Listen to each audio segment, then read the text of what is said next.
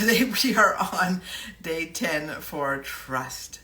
So let's start with our vagus nerve exercise. Today's is my favorite because it's something that I love to do all the time in any situation. And while I'm not going to turn on music today, I am going to invite you to do a quick dance with me. So we're going to dance. The vagus nerve loves us to move our bodies, so let's move our body and dance. Any way you want, just join me and be silly, be goofy, be real, whatever. If you're a dancer, pull out your moves. If you just love to be fun, pull out those moves. They're all good. So we're just going to dance just for a few seconds without any music. And then, of course, I invite you to do this anytime. Throw on your favorite songs and just go to town with the movement. So movement is very, very important for us as human beings, and it is a beautiful way to move through dance and music. Beautiful.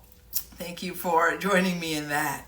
Now, before we begin, while today is the last official day of the Fair Parent Challenge, we still have Mondays, 9:30 a.m., 1 hour Q&A. So please do direct message me before Monday's live with any parenting questions you have. And of course, join live and ask me live questions there as well. So today, we are focusing on T, which is the final letter of the Fair Parent Challenge, trust. I really want to just commend you all on doing an amazing job for even being here because you know what? At the end of the day, parenting is a practice. And so joining this challenge, doing the little challenges that I give, it's all about practicing. So congratulations and thank you for doing this. Trust. Trust is an interesting concept. So when I ask parents about trust, it seems we have this preconceived notion of when we should be able to trust our children, and also how trust is something that is to be earned. Things like, can I trust them to be responsible when they're at a party now? Can I trust them to clean their room? Can I trust them to drive my car? Or when we've told them to do something that, let's say, they weren't doing before, suddenly our radar goes up, scanning for the evidence of whether or not we can trust them to now do it. Can I trust them to finally not lose their gloves? Can I trust them to study for their test on time? Can I trust them to finally remember to keep their backpack organized? It's like trust is a test of whether our children are being good enough, a test of whether our children are taking our advice and in turn respecting us, a test of whether our kids are proving to be good citizens. The thing is, trust in parenting should never have been a test. When trust is a test, our children feel questioned. We hold a skeptical energy, giving them the message that they have to prove their worth to us through these different tests. So what's the impact? Well, it could manifest as anxiety, low self-esteem, a fixed mindset, perfectionism, and more. So then what is trust in parenting? Well, it's exactly that. Trust in parenting is about trusting in our children, trusting in their ability to do and be anything. Trust in parenting is about believing in them and their capacity to learn and grow. Sorry. Our job as parents, right, is to give our children the benefit of the doubt, right? We really want to work on the benefit of the doubt, so that they feel understood when they've done something, when they are not doing the things you're expecting or hoping. And then we can guide them, not test them. When kids are in their pre-teens, so 10 to 12-ish, there's an expectation that they suddenly will know how to be responsible, like organizing their backpack or not losing those gloves, especially if we've told them how to do those things. But it's as if that age means they're magically supposed to be a certain way. And this is, of course, unfair and takes us back to realistic expectations, the R in fair of fair parent. So when we make these decisions about where their development apparently should be, we often end up feeling disappointed in them. when they don't pass this trust test. So here's a very common example. Mala is 13 years old. She comes home with yet another backpack full of crumpled homework and even an apple from last week. Mom opens the bag and is immediately fuming. I've told you so many times, put your homework in the folders I bought you. And for goodness sake, throw out your stuff that you don't eat. This is disgusting. You're 13 years old. How can I trust you to do anything? How will you ever manage when you're an adult? And sometimes there's a zinger comment in there that's based in deep, deep fear. The comment, no one's going to want to marry you. As much as I understand, right, that I understand the frustration, I understand, right, the fear. And the message the child receives is, you're useless, you have no future, and I can't trust you. The disappointed energy, it's internalized, and it may be interpreted by the child as, I'm stupid, I can't do anything, I'm unworthy. And then, of course, the cycle perpetuates because that's what they believe.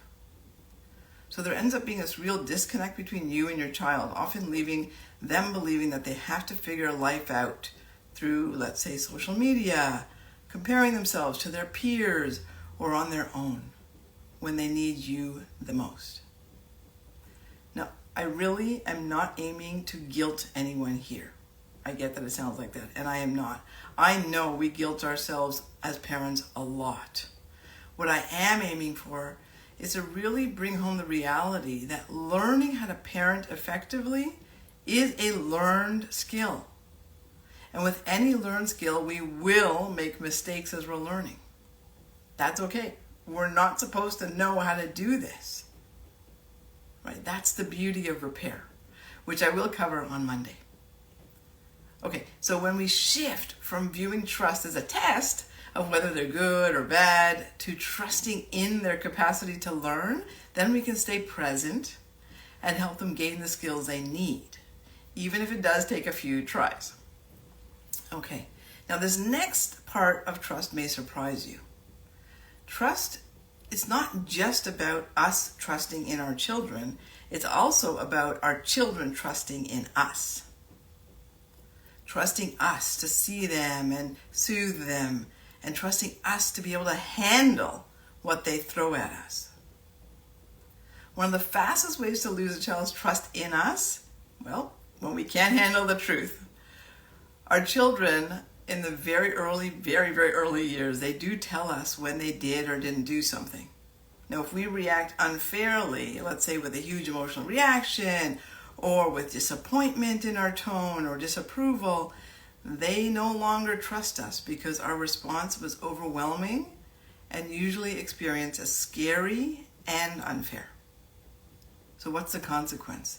Well, a child that tends to withdraw, lie to us, not share their challenges, or if they do keep sharing, they're typically spewing out stories and problems with an anxious and distressed energy because they need to share it, but they're not able to take in any comfort because they can't trust it will be there. So I've seen so many adult clients who don't share with their family of origin because they don't trust in their response. They basically say, yeah, I'm not telling them, it's just not worth it.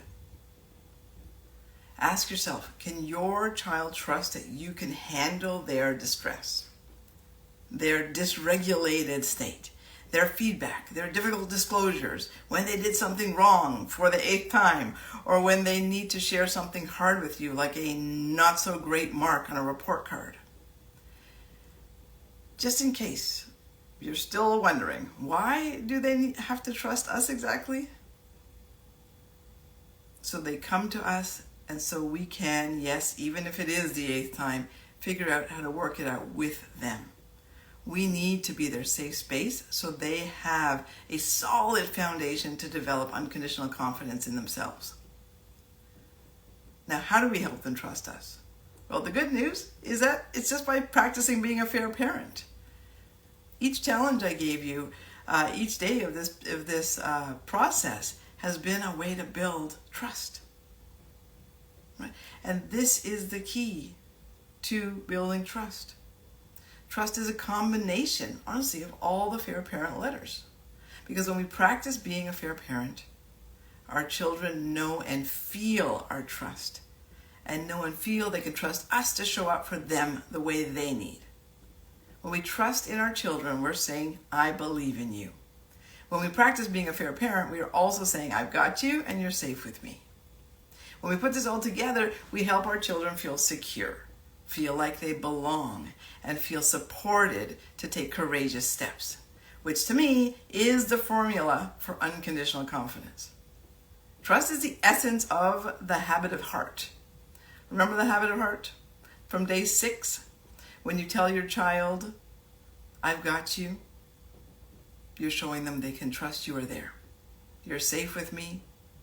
You're showing them that you can handle whatever they throw at you. I believe in you. You're showing them you trust in them. Imagine if your parents had the resources to make these changes. How would that have impacted your unconditional confidence in yourself? So for your challenge today, I have a very different proposal.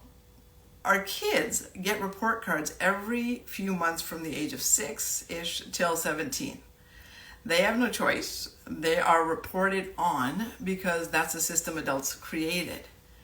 Now, debating whether report cards are fair or helpful isn't in the scope of this challenge, but what is part of this challenge is a request. A request that you ask your children for ready for it? Am I a fair parent report card? Things like, how's my empathy? What would you like to see me do differently? What's hard about having me as a parent? What's great about having me as a parent? Do you feel you can tell me anything? If not, why not? Am I a fair parent? Do you know that I love you unconditionally? How about, do you feel that I love you unconditionally? Do I take an interest in you so you know I care?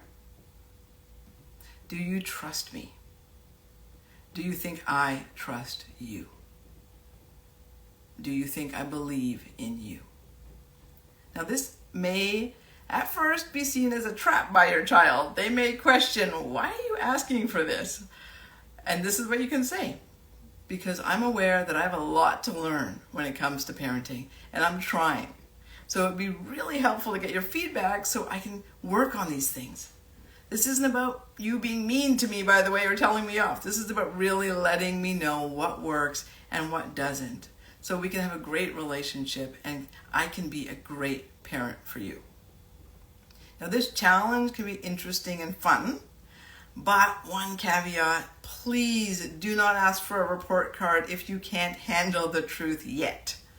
Instead, start by practicing your coherent breathing. Remember the 6 in, 6 out, 6 seconds in, 6 seconds out, through the nose both ways for 20 minutes. Work your way up to 20 minutes a day for a few months before you attempt this. Now, you can create your own report card, you can work on creating one with your child, or I can provide you with a template to work from. Direct message me with the words Fair Parent Report Card, and I will get that over to you.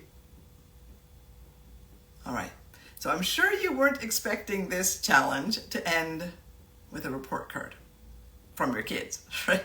Parenting is a learning journey, and since report cards are meant to be a way to see what's going well and what we need to work on, it made sense to have this as our final challenge to become a fair parent and raise unconditionally confident kids.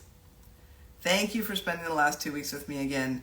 You are game-changing parents. I just love this.